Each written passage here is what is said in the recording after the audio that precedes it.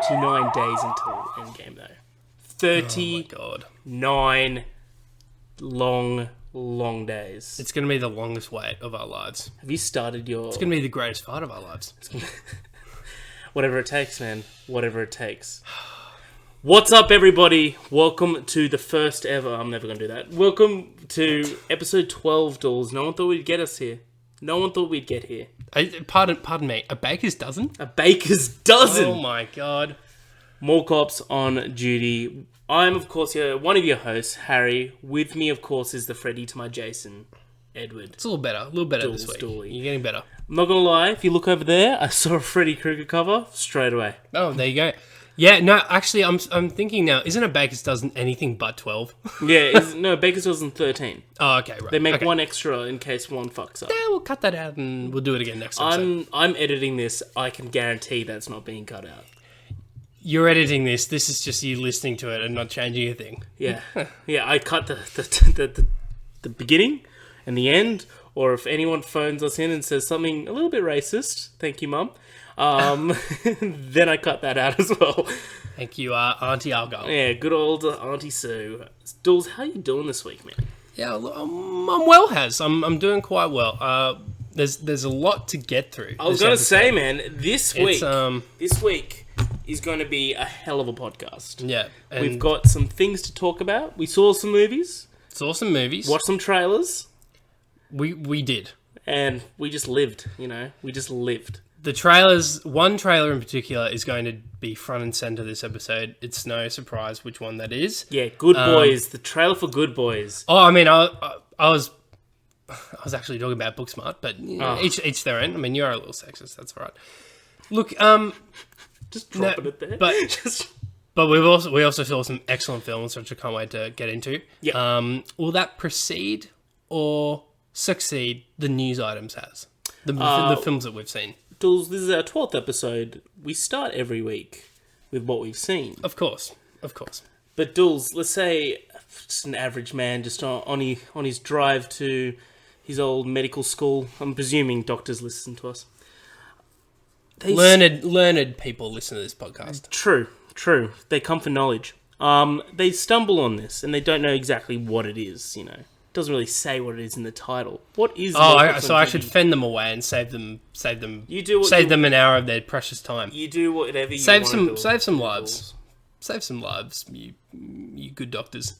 Has the More Cops on Duty podcast is a podcast where you and I get together. We talk some film, talk some game, talk some shop, and all the while we're protecting the shoppers here in this institution.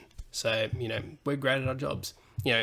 Whilst we might, not be paying attention to them at all, we're busy doing our thing. Not all heroes wear capes. No. I'm going to try and just up this gain a bit because it seems like we're going a bit low. Is that better? That should be good. That seems Are we better? Now we're better. Oh, no. That's okay. No one listens to this shit. Dools, each and every Tuesday you can catch the More Cops on Duty podcast on your favourite podcast streaming service. Sorry. That's Podbean, iTunes, and Spotify. Trying to get on more, but please, Acast, return my emails. For up-to-date reviews, news, posts, please follow us on Instagram. We promise that there will be up-to-date news and reviews when this posts. Dools, there's 39 days until Endgame. We'll do the second best thing to a promise. Exactly. We will, not deliver. We like to start each and every week with what we've been watching, TV, movies, and playing with video games. Dools, start us off. Well, I continue the Game of Thrones rewatch. Where are you up to? Dude, I'm up to episode 3 of season 6. So, dude, you're storming this shit. What's happening in It's seriously picked up, man. Season 6, I forgot how good it was. So obviously, spoilers. It's Jon Snow gets betrayed by his fellow. Fuck, you're already up to that. Yeah, that's the end of season 5 that he gets stabbed. I remember that got spoiled for me when that happened. I remember I was working. I was working in an office, and I wasn't really good at the job, or the job was too easy. It was one of them. So I had I was watching an E3 press conference, I think for Bethesda, because I remember they were showing the new Doom game.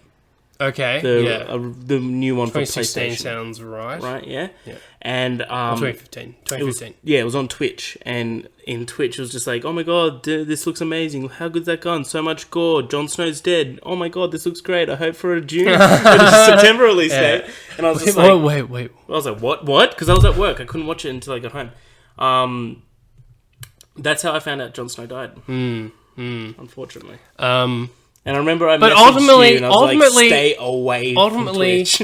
Ultimately, yes, a spoiler. Are we a bit too high now? No, we're fine, man. I can lower it. Yes, a spoiler, but at the same time, not. Yeah. So I mean, I think, like definitely with the benefit of hindsight, getting his resurrection spoiled that would suck. Yeah. But like you immediately knew it would happen once, with the opening of season 6 and all this emphasis on him, and you start to wonder, and then Davos goes and talks to the Red Woman, and anyway, it's been great rewatching. I'm definitely going to be done with season 7 by I'm going to guess maybe end of next week.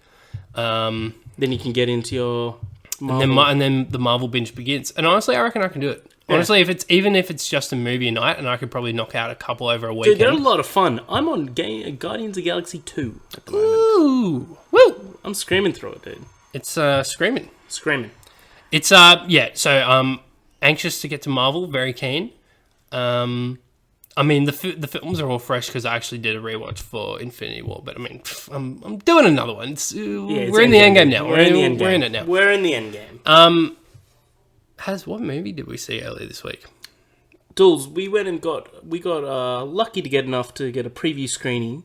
Thank you, Ben, from IGN again. Congratulations on your wedding. Preview screening of One Fighting With My Family, starring and produced by Dwayne "The Rock" Johnson, written and directed by Stephen Merchant. Solid. Right? Solid lineup, yeah. Right? I can't remember who the main actress was, actually. I think it's Florence Pugh. That sounds actually... Like, for a man that is fucking terrible with names, Dools, such as yourself. Fucking terrible? That sounds pretty correct, man. So, yeah, P-U-G-H. Pew? I think... Definitely wouldn't be Pug. Or it could be. The H could be silent.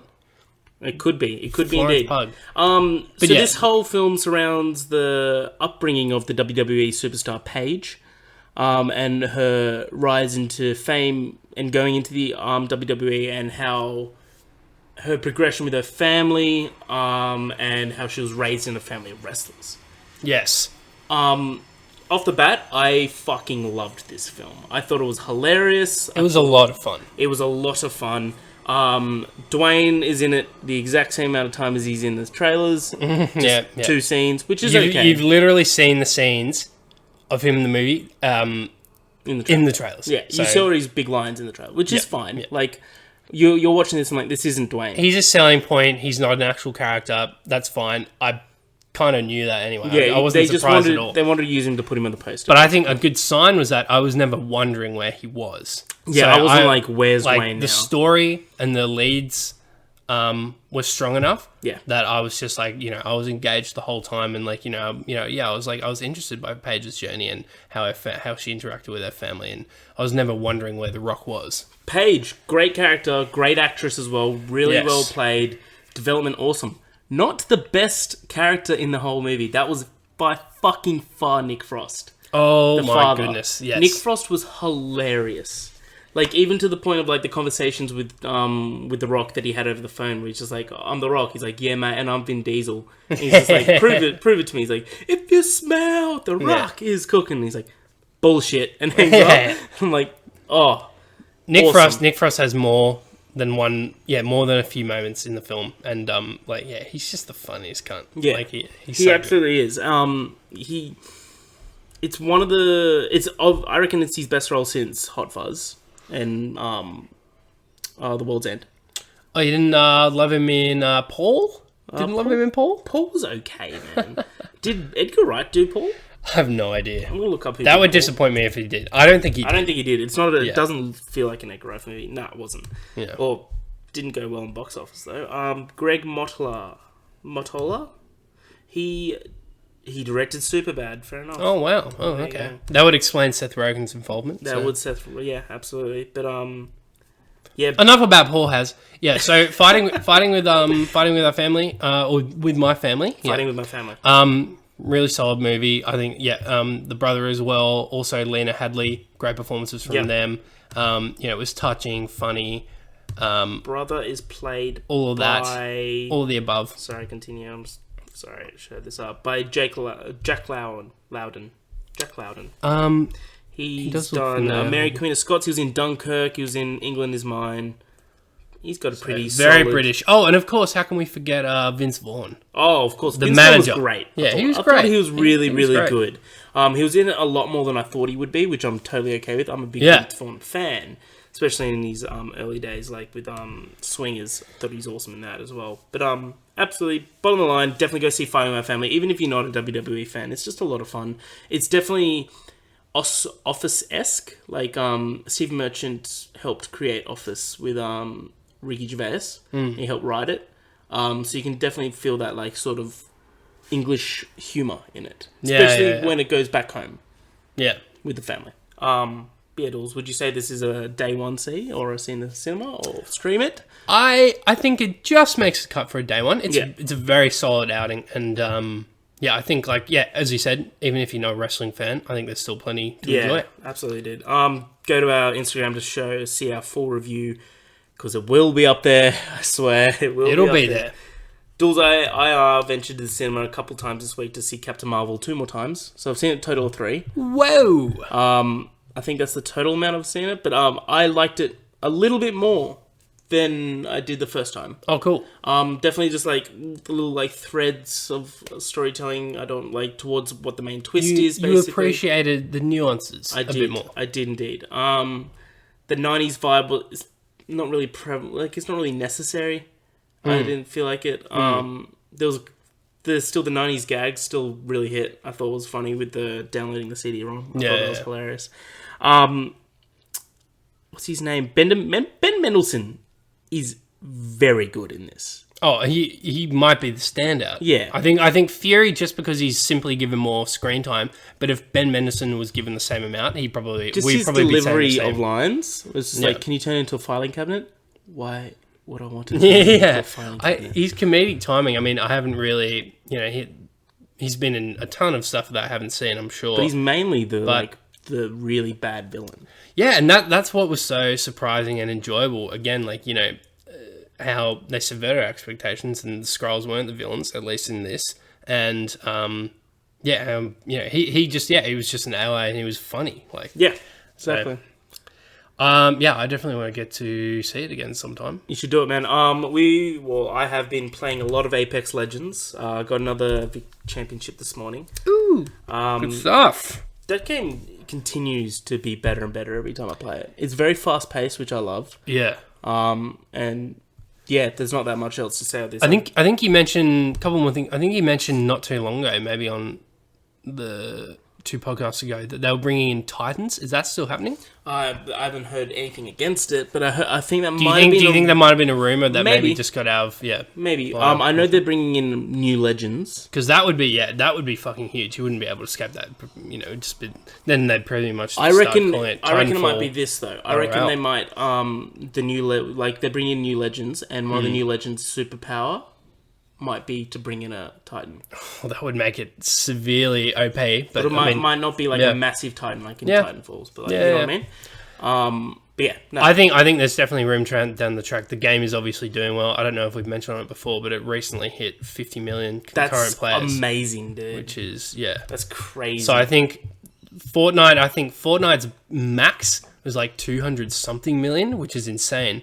But that's in its lifetime, and Apex is still still early, man. It came out a month ago. I have no doubt it's eating up a bit of Fortnite's market share. So about time it had a serious competitor. Absolutely. And Dools today, we ventured out to the old cinema, the old Cremorne Orpheum, and we did, and we watched The Sisters Brothers, starring John C. Reilly, Joaquin Phoenix, Riz Ahmed, and Jake Gyllenhaal. Not a bad lineup. Not a bad lineup. A good old western about. Basically, it's a manhunt sort of western. The sisters, so you think it is? So you think it is, absolutely. Sisters Brothers, played by John C. Reilly and Joaquin Phoenix. They're hunting down John C. Reilly being Eli sisters and Charlie's sisters. Yeah, he's, with Joaquin. Absolutely.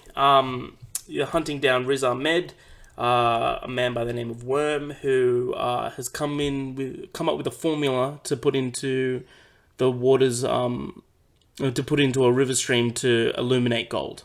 Yeah, so this is it's set during the 1850s, and this is when the gold rush is happening, and so people are traveling east, they're traveling up the coast, and San Francisco being a main destination, and so this guy has apparently, and you see it to become true, that he's apparently created this formula, as you said, to pretty much spread in river streams and pretty much illuminates all the gold in the river stream, and it's pretty amazing. And along the way, certain things happen, which there's betrayal and there's new allegiances made, and this manhunt becomes a bit more complicated. And it's just really interesting how everything unfolds. Like I told you at the end of the film, like at every turn, I couldn't have predicted how the film, the directions the film was going to go.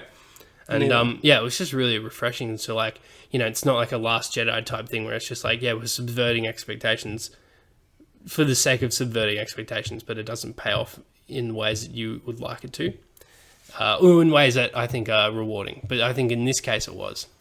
Fair. So interesting take on Last Jedi, Dools. I thought it was great. Really well directed. We found out because there was a Q&A with the director after that it was shot in Spain and Romania. Romania, that was it. Which is hilarious because it looked authentic as fuck. Yeah, I mean, I think you could probably find those kind of landscapes anywhere if you looked hard enough. Like there was nothing uniquely American about it except for maybe the towns and the settings, which of course were sets. So that still was surprising to hear. I mean, I definitely many would assume 100%, but many would definitely assume that just set in Texas. Yeah, I think what's his name, the director said, Alberta is a place where a lot of westerns are shot because they have a lot of their sets there and the landscapes are perfect. But I think I couldn't tell, and it was a chance for them to holiday in Europe. So what would you say? How would you rate this film, Dools? Would you say day one? Look, I think if you're able to get to see it, because as far as I know, this is one of very few limited screenings. It's a part of the French Film Festival, which I had no idea of, which is pretty cool. But largely in part because it's a French director. But it very much is a Western Hollywood movie. Universal is attached to it, and for its Western distribution. But really solid outing. I would say day one. I'd agree. I thought, I'd say definitely see it in cinemas. Yes, I wouldn't say day one for me. Yeah, fair enough. I thought it was really good, even great, but day one, it didn't break that excellent balance. If you can't get to it day one, then they actually can't get to it day one because sorry. Cinemas is good enough. Dools, let's get into the news of the week. What do you reckon? Give us a jingle, Dools. Why not? Give us a jingle. Get into it. Stop reading the news. Get into it, Haz. Give me the jingle, Dools. It's the news of the week, baby. Dools, let's start big. Breaking news. James Gunn reportedly back in for Guardians of the Galaxy 3. Directing. He's been rehired by Disney. They've gone back on firing him. Wow. Firing him. He's back. What do you reckon?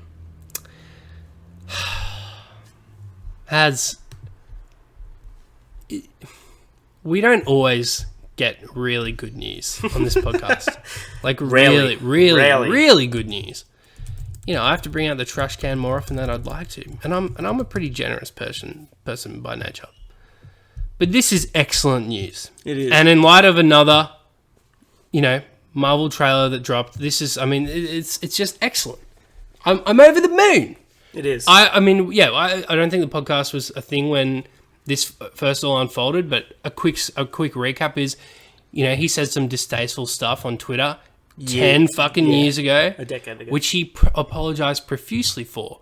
And I would say 90-something% of the community were like, we forgive you. Like you said some distasteful things, but they weren't really targeting anyone. They were more just jokes in poor taste. And plus, you didn't do anything. You're not a fucking Harvey Weinstein type. And that's an extreme analogy, but it's true. And it's true. He didn't do anything. But I think this is a win for second chances. This is a win for reason and rationale. So, I think he made a statement, which... Yep, so James Gunn's posted an official statement on Instagram saying, quote, "I am tremendously grateful to every person out there who has supported me over the past few months. I am always learning and will continue to work at being the best human being I can be. I deeply appreciate Disney's decision and I'm excited to continue making films and investigate the ties of love that bind us all. I have been and continue to be incredibly humbled by love and support. From the bottom of my heart, thank you, love to you all." James Gunn, that is posted on his Instagram. It is, to this hour, received 191,000 likes. And many, many, many comments saying, "Welcome back, we loved you, we love you, yes, day instantly made." I'm just reading out a few. Guardians of the Galaxy is now going to be lit. That's pretty funny. So I think a big takeaway here also is that not only is he back directing Guardians and in good graces with Marvel and Disney again, but he apparently, and this report seems to be pretty accurate. I think it was Deadline Hollywood who first reported this. He's also still going to be able to direct Suicide Squad 2.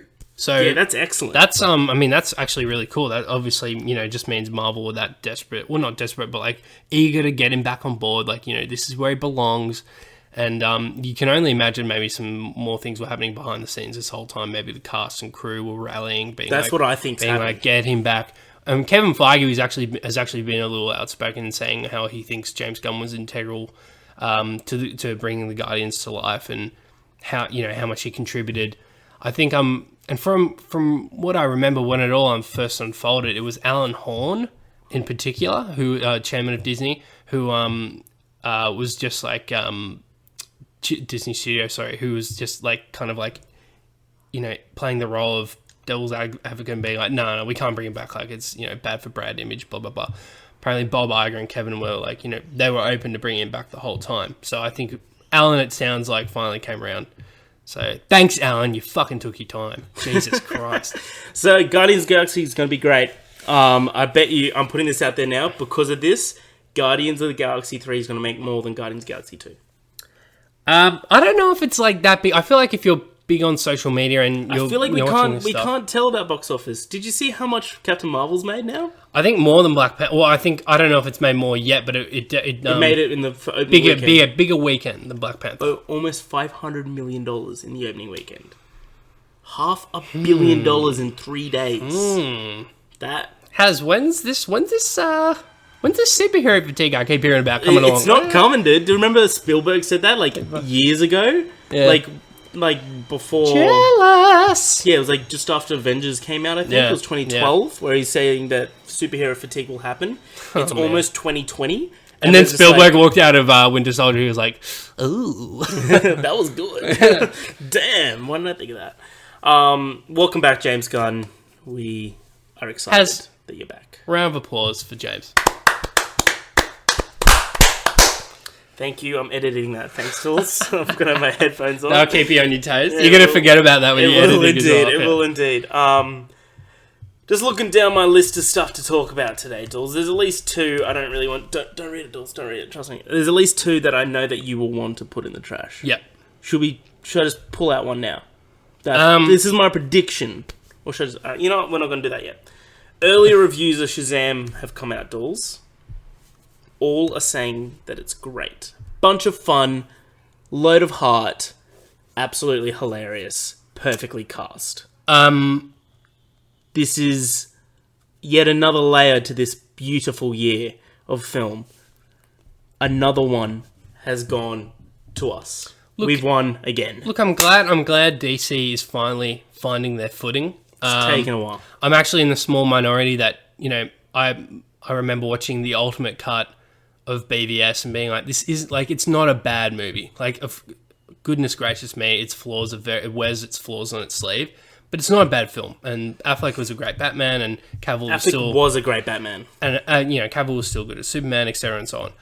But I think with Aquaman, which, was a decent critical success, but an overwhelmingly huge box office success. And Shazam. So the thing with Aquaman, the trailer never sold me. No. I was always like, this is gonna be another sloppy outing. Like I'm not really feeling it. And it wasn't amazing, but I definitely had to eat my words on that one because I enjoyed it quite a bit. But the Shazam trailer, from the get-go, I was like, I'm fucking in. So if Aquaman's anything to go by, I think we've got an actual treat on our hands with Shazam. So yeah, these early reviews are no surprise to me at all. So there's only one group of people that I really trust on YouTube with movie reviews, and that's the Collider crew. Oh, I thought you were going to say the Screencast with Kevin Coelho. I love Big Kev Dog from Kind of Funny. Love him. Kev Dog. Love him.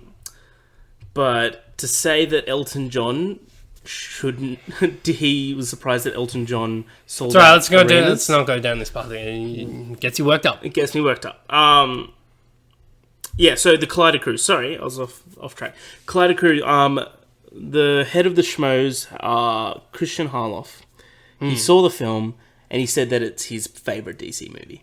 Wow. Better than Wonder Woman, better than Aquaman, favourite DC movie. Not the most stiff competition, but... He also didn't like... he did like Man of Steel. Oh well. We win some, we lose some, but... Yeah, so they're really only terrible. I mean, BVS is not great. Justice League... worse. And Suicide Squad is abominable. Like, fucking abominable.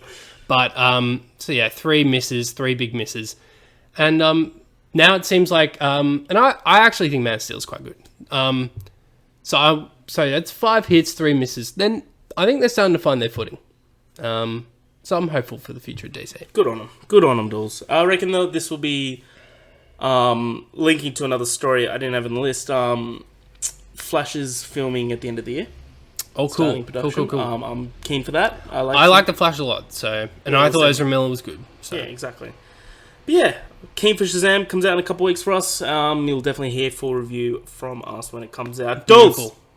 Next week, trailer for Once Upon a Time in Hollywood comes out.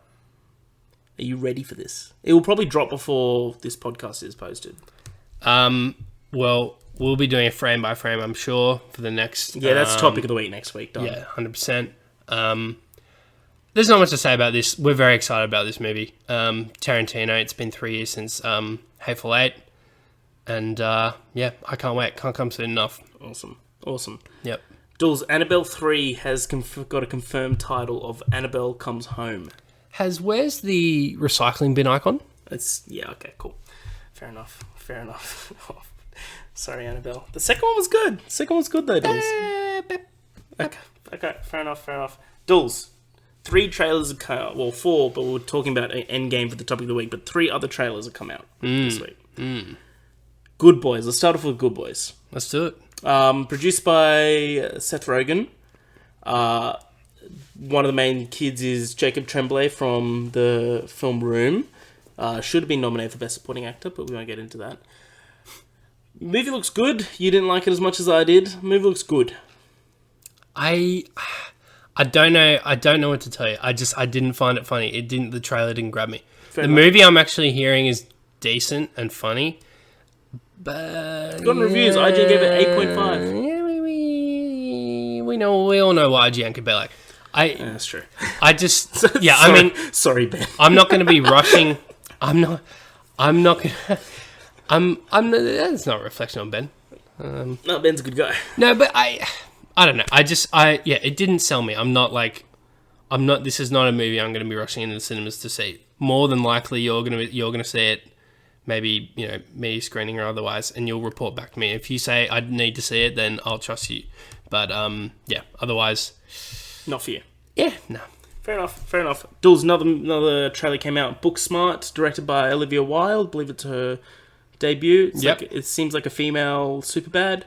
Looks fun. Looks good. And looks really well directed as well. It looks, and this is another one because I think these have all debuted at South by Southwest. Yes. But so already coming out with some really positive first impressions from the media. And this one I liked the look of quite a bit, and it's funny because they look very similar in tone and style and plot, like kind of good kids rebelling, etc. Coming of age film. Yeah, a bit of that as well. And I think someone pointed this out about the movie online, and which is, I didn't really know anything about it plot wise, but I think it sounds refreshing, which is that, it features a lesbian lead, but that's not the focus of the film. Like, her being lesbian is like completely irrelevant to the plot. It's just like, yeah, she's lesbian, but that's it. That's it. And so I think that's refreshing because I feel like whenever that's the case, that's like integral to the plot. It's like, oh yeah, it's them coming to terms with their sexuality, and it's like, but I think Hollywood is finally like, okay, yeah, we've seen that time after time now. So but yeah, I think I enjoyed the trailer quite a bit. I think that girl, one of them is from Bad Neighbors 2, if I remember correctly. Yeah, she's also in Lady Bird. Okay, yeah, cool. Yeah, she's been in a lot lately. Yeah, awesome. Good on her. Movie looks good. Ahead. I'll just save you the trouble. Go ahead and throw the third item in the list right into the trash. Do you want me to read it out first, or? Yeah, sure.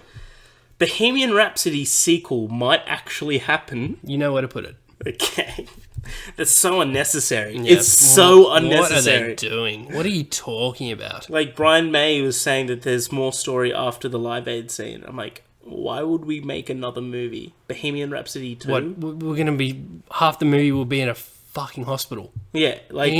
I don't know how long Freddie was in hospital for his illness, but... Did Queen do many more big performances and stuff? Did they release another album after Live Aid? I don't think so. I'm not too sure. Anyway. Yeah, so... I feel like you could definitely... I feel like they should... But it's because of one thing, though, Dools. This movie's made $870 million. Yeah, it's a monster. Almost $1 billion for a fucking biopic. That's unheard of. It's an absolute monster. It's a great film, though. It is. And it deserves every cent it got. But fuck me, don't do a sequel, please. Yep, I couldn't agree more. Final item of the news week. We got another trailer, Dools, for Aladdin. The official trailer. It might have been...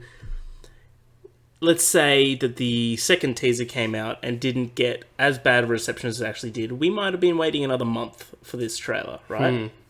This was definitely a PR stunt to be like, let's show them that it doesn't look like shit. They wanted to get out ahead of any more negative publicity. Because I think it was... I think we first saw the look of Will Smith's Genie, which was definitely the main point of contention with the first teaser. Yeah. That came out during the Super Bowl, I think. Yeah. Maybe? Oh, no. We saw... Afterwards?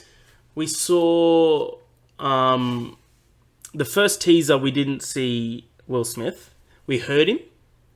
Oh, okay. And the second teaser, we saw him. Right. This is the trailer. Okay. So, yeah. I personally enjoyed the look of this a lot more. I think we got a sneak peek of one of the big songs in the film.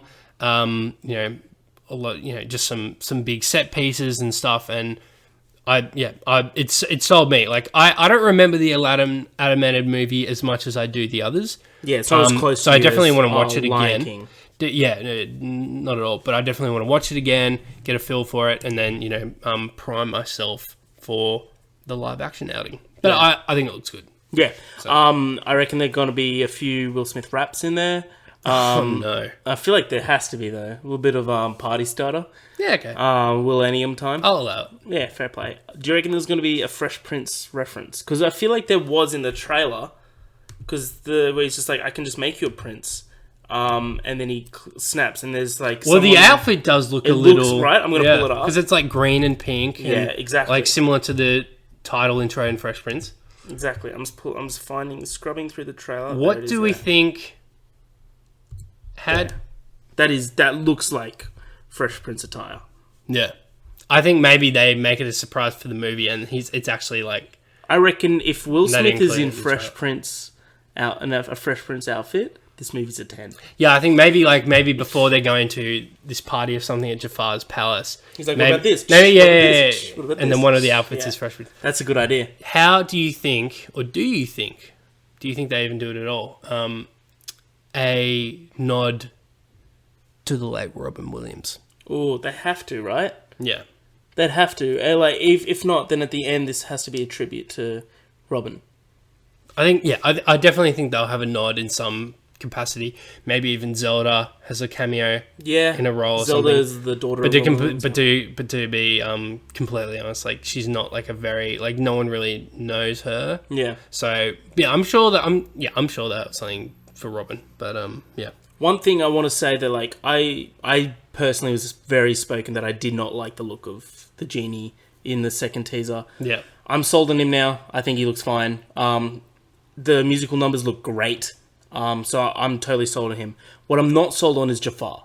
Jafar looks shit. Jafar is completely miscast. Maybe the performance could win us over. I mean, but like, yeah, aesthetically speaking, like, he doesn't look like this menacing villain that he should. Yeah, So exactly. He's supposed to be... he looks like some suave fucking businessman. Yeah, he does. He does. Yeah. But if we were to recast him, you brought up Javier Bardem, Oh, yeah. which would be awesome. I Yeah. reckon like someone like Willem Dafoe as well. Yeah. Someone who has, like, let's be honest, a somewhat A fucked up face. unconventional A fucked up yeah. face. You know, which is definitely Jafar. Yeah, which is 100% Jafar.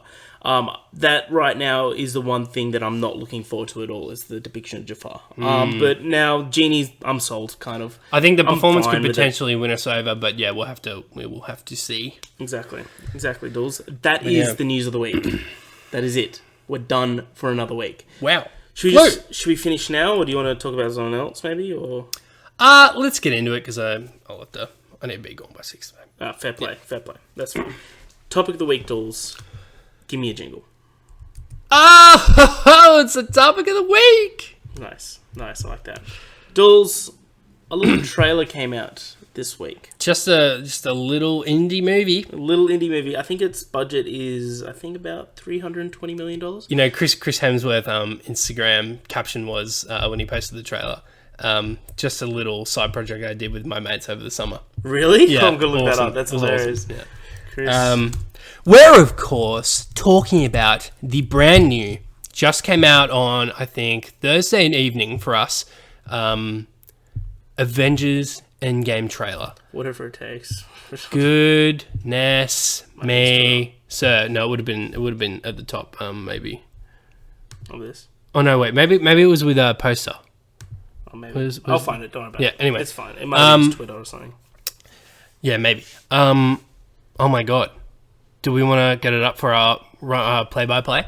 Yes, let's do it. So, all in all, I didn't expect the trailer to come this soon. I thought it would come maybe a week into April. I'll put it on. Oh, okay, I'll put it fair on enough. So we don't have to do it there. I thought it was going to come like maybe a week into April. Definitely not a week after Captain Marvel. I thought they Right? were going to give it breathing room. But at the But same there's, time, like- like, this isn't going to... This, if anything, this will get more people to Captain Marvel, if you think about it. Absolutely, I agree. But also, do you reckon they looked at Captain Marvel's numbers and like already made $500 million in 3 days? It's Yeah, fine. like, this won't impact it fine. at all. Yep. This trailer is fucking amazing. And it's for the fans, right? This will go down as one of the greatest trailers of all time, because It's so well it's told. a testament to this franchise, to this universe that they've built, that they showed... This is technically the third piece of promotional footage. We had the first teaser trailer, then we had the Super Bowl spot, and now this one. This is technically the first like full-length trailer, and I guess the first one was, but it's a testament to what they've built that they barely showed anything plot-wise. Like, we get an idea, like, the synopsis being, in the fallout of Infinity War, the remaining Avengers band together again to go after Thanos, like, you know, and try to do what they can to reverse what happened. That's pretty much all we know. But anything other than that, we don't have the slightest fucking clue. Like, we don't. Where's Thanos? What's he doing at the moment? Where's Hulk? Where's Hulk? Where's how did Tony get back? Because as we'll discuss, we see him in one of the end shots with everyone else. Yeah, can we just say, if you haven't seen this trailer, like, there's people that want to just go into this movie fresh-faced. Completely understand. I respect that, but honestly, like, I think this will only serve your hype, and just hype it up. And there's something there is something to these trailers. These are meant to be watched as trailers because there's certain production behind them to make you feel a certain way. Like, especially so it starts with I'll start it. It starts with some very brief footage from the first Iron Man movie. And he's just like, it feels like a million years ago. Yeah. So you've got Tony Stark doing a voiceover. It feels like 1,000 years ago. You know, when I crash landed in that desert, Do you want me to put this? emerged from the cave and became Iron Man. It's not necessary. Okay, I've watched it that many times. Cut to the original shot in the first trailer for Avengers Endgame with it's just Tony basically talking to the helmet. Yep. He's recording. He's in the Milano. He's basically recording his last testament to Pepper. Yep. So, but again, going back to why you should watch this trailer, it does not give away anything. I mean, besides the fact that Tony possibly coming back from space, and I say possibly because if you're aware of what Marvel does, you'll know that time after time they have been profoundly misleading with their trailers. The one epic shot from that Infinity War trailer, where they're all in Wakanda charging at the screen, Hulk's in there.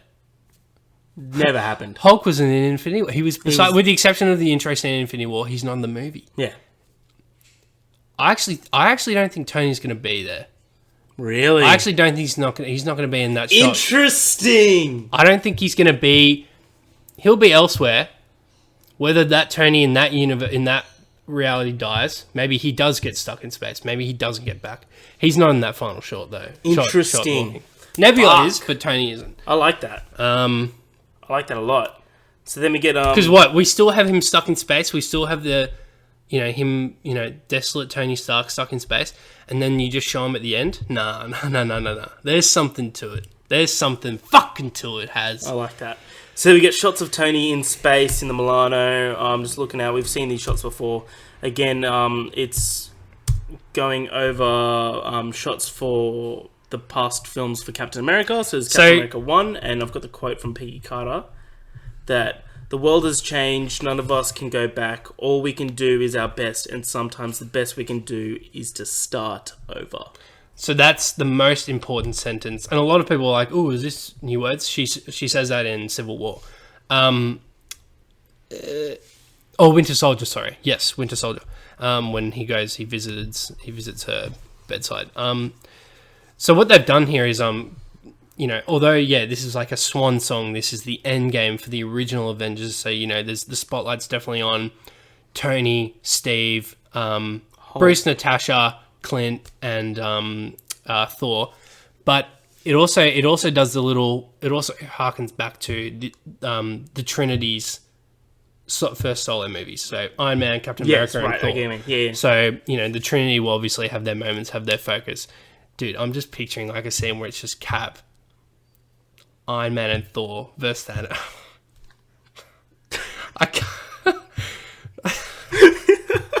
This fucking movie's gonna kill us. It's gonna kill us. So we get shots of present day New York, and you can just see how desolate it is. So still reusing a lot of. So the first minute of this trailer is pretty much up to 45 seconds. Yeah, it's pretty much everything, stuff we've already seen before from the first trailer. No, yeah, I agree, and for about a minute and 15 seconds. Yeah. But we get the shots of present day Steve Rogers. He's all shaved, so you can basically no facial hair means time jump.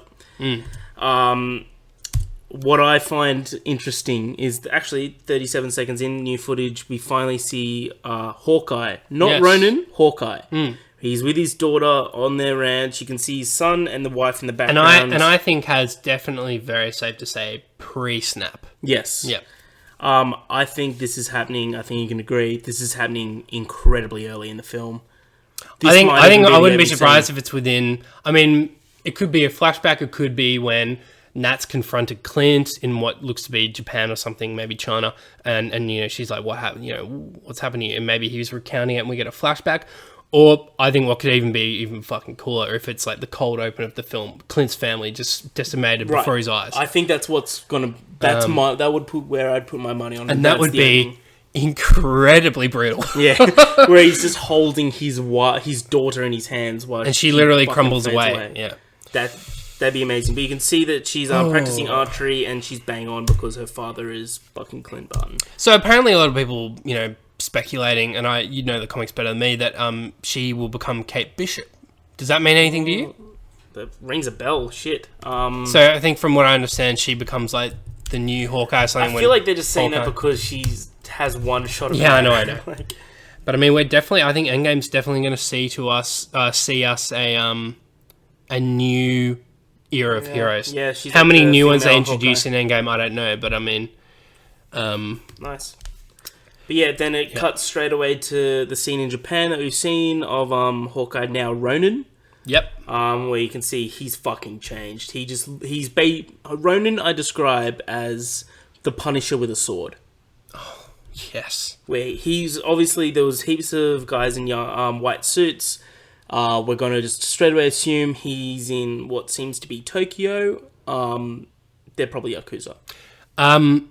I think, so I think he's obviously just like taking out his anger, his frustration, his indescribable grief on, in the form of vigilantism. And, but I think what's also interesting about the Ronin moniker is that, not that, he's just doing it to look like a bad cunt, but, apologies for the profanity. No, but I think what's interesting is that... Sorry, Kevin. Still has to, they're still in the real world. And that plays into Infinity War where, Cap is confronted by General Ross, and even amidst all the fucking chaos, General Ross is still concerned with arresting Captain America. And it's just like, are you fucking kidding? Do you have any idea what's going on? But I think, that's still playing a part. I think he's adopting the identity of Ronin because he's still, as a part of his house arrest deal or his parole deal, has to be, inactive.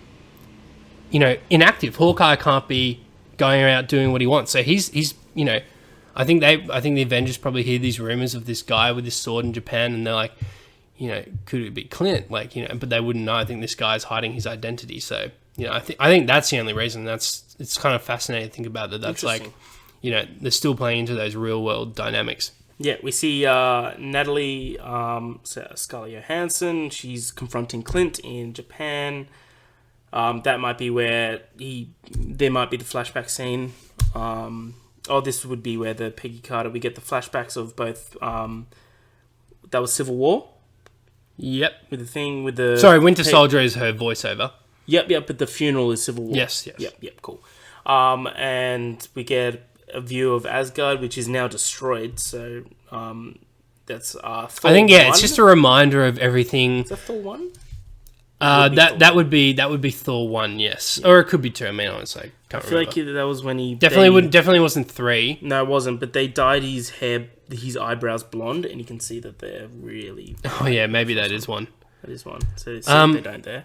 He looks so much better now. So it's... Oh, yeah. So it's definitely a reminder of what's happened, what they've lost along the way, and how it's affected them and all that stuff.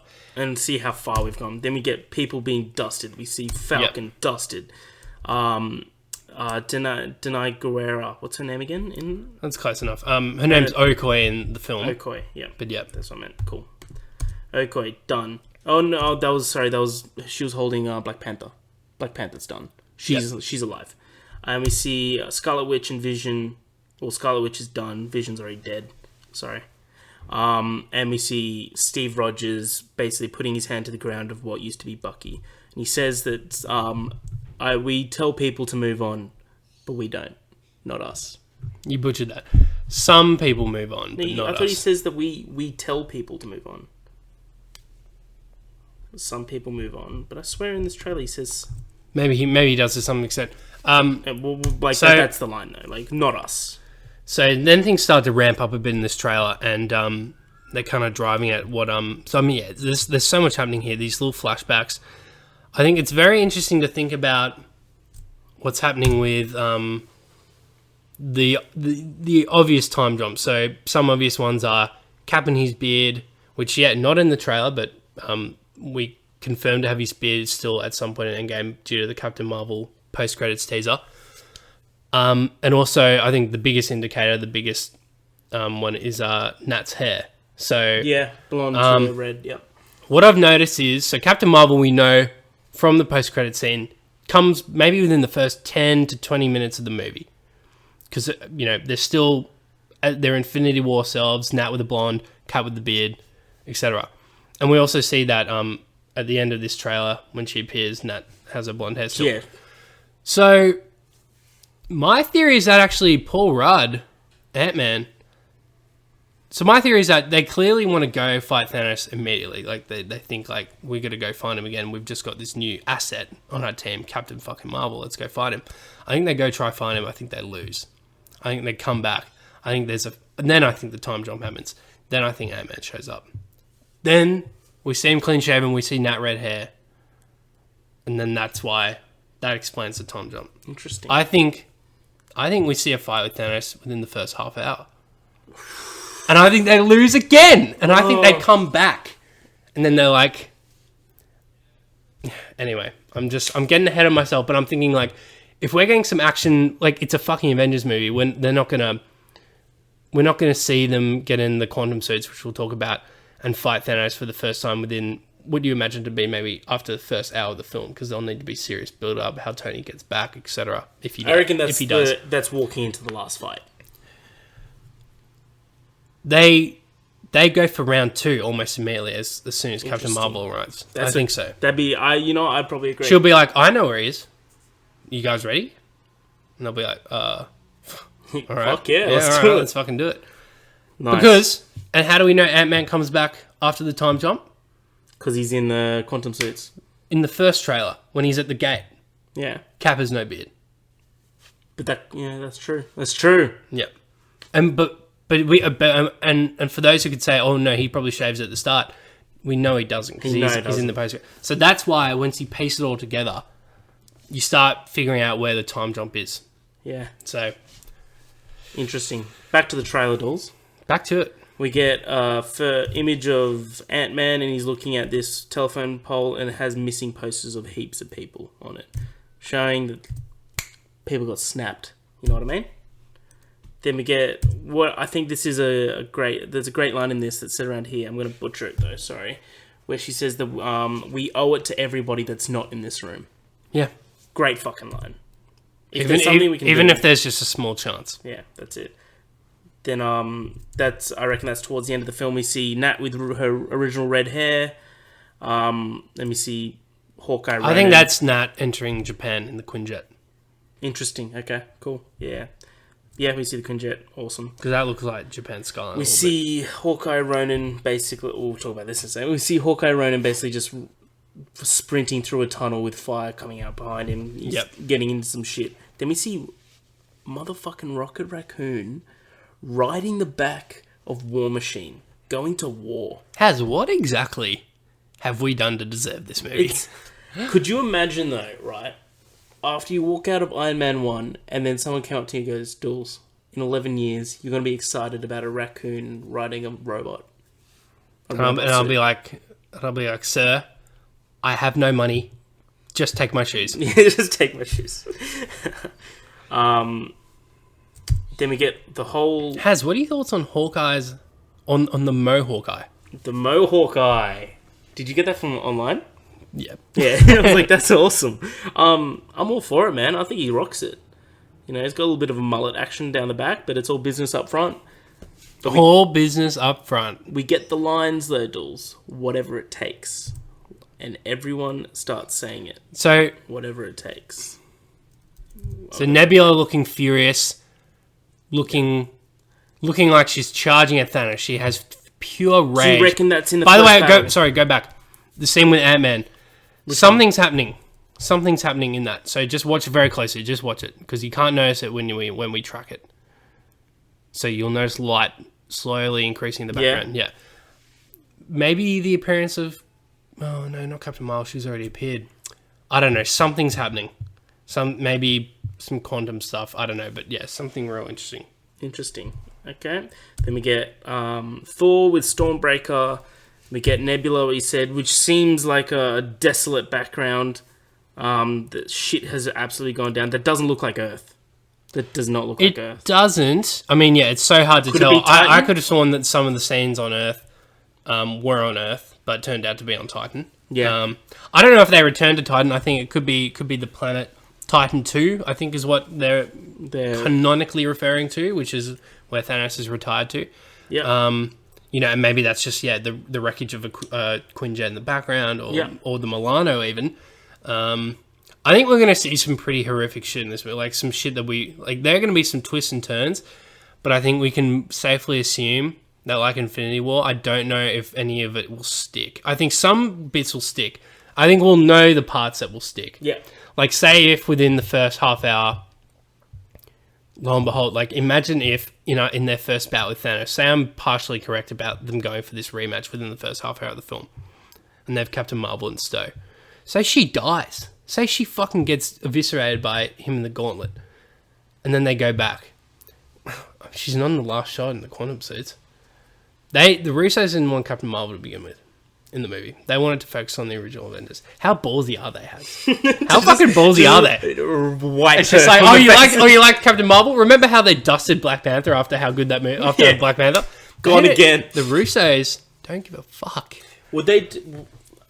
A thought just came into my head. This might be too cheesy, but let's say that they battle Thanos again, right? Near the start of the film. Yeah. Does he dare to snap again? I just don't know what a second snap does. Take out another half. But I mean, that would just be... I think he's all about balance, and the thing about the Thanos that we've seen... The MCU Thanos, can't speak for the comic one, but the MCU Thanos did seem to have a rationale and a purpose behind his actions.